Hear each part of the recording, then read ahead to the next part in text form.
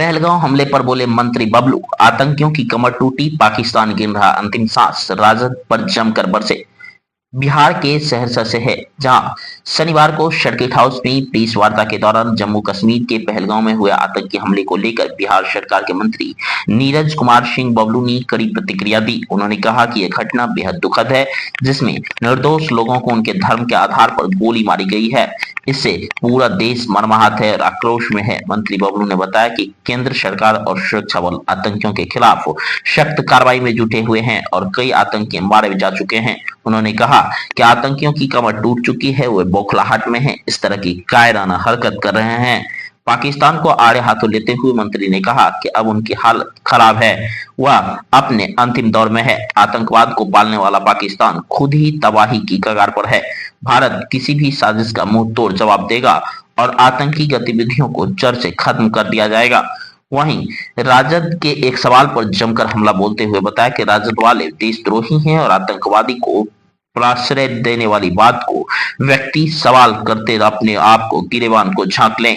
पहलगाम में जो घटना घटी एक काफ़ी दुखद और चिंताजनक घटना है, निंदनीय घटना है। और उससे भी बड़ी घटना ये है कि जिस तरह से आतंकवादी ने सिर्फ धर्म पूछ करके निर्दोष लोगों को गोली मारने का काम किया, इससे ये स्पष्ट होता है कि आतंकवादी का कमर टूट चुका है। आतंकवादी को अब इतना हिम्मत नहीं है कि हमारे फौज को फेस कर सके। पहले हमारे फौज पे वो अटैक किया करते थे, फौज से टकराया करते थे, लेकिन भारतीय सेना ने आतंकवादियों का कमर तोड़ दिया।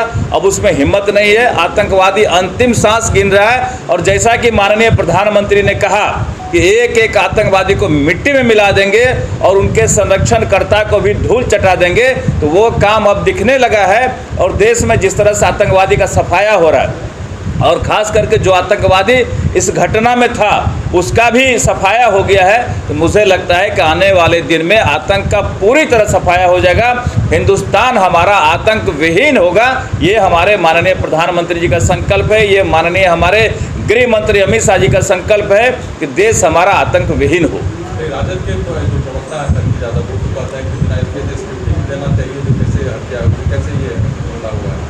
देखिए, राजद वाले को इनको ना देश से प्रेम है ना लोगों से प्रेम है, इनको सिर्फ और सिर्फ माननीय प्रधानमंत्री जी का खिलाफ करना है, देश का खिलाफ करना है। आतंकवादी का ये लोग सम्मान करने वाले लोग हैं। इन्हीं गठबंधन के लोग कहा करते थे कि ओसामा जी, फलाने जी, तो ये लोग आतंकवाद को प्रश्रय देने वाले हैं ताकि आतंक इस देश में फैलता रहे और हमारा रोटी सेकाते रहे। तो ये लोग देशद्रोही हैं, हम ये मानते हैं। जो भी व्यक्ति आज आतंकवाद के सपोर्ट में बात करता है वो देशद्रोही है। जो व्यक्ति सवाल करता है उनको अपने गिरेबान में झांकना चाहिए कि और घटनाएं घटती है। जब बंगाल की घटनाएं घटती है, मुर्शिदाबाद की घटनाएं घटती है, इन लोगों के मुंह में दही जमता है कि बर्फ जमता है पता नहीं चलता है। लेकिन अगर बॉर्डर पर घटनाएं घटती है, इन लोगों का मुंह चौं चौं चौं करने लगता है। इस बात से समझना पड़ेगा, ये लोग इंतजार में रहते हैं कि कब आतंकी घटना घटे।